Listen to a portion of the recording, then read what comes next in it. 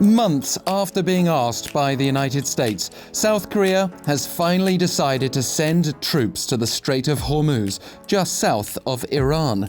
It's an understandable move given the recent U.S Iran escalation and the risk that any further sparks would pose to oil bound for South Korea, not to mention thousands of Koreans based in nearby countries. But Seoul has also had to find a delicate line to try to avoid upsetting Iran. Similar to Japan, South Korean forces will not officially join the US-led coalition protecting the vital waterway, but will rather conduct independent operations. Still, sending combat troops to a disputed area is a major step for South Korea's military, one it hasn't taken since the Vietnam War, as subsequent foreign military deployments were peacekeeping, reconstruction and training missions. These troops heading to the Strait of Hormuz are a temporary expansion of the scope handled by the South's 300-strong anti-piracy Cheonghae unit, which has been deployed to the Gulf of Aden since 2009. But even if the Cheonghae unit will be playing an independent role escorting vessels for now, it could easily be dragged into a conflict involving the US, not least because of the need to maintain a strong alliance on the Korean peninsula, even if that issue's being kept separate officially.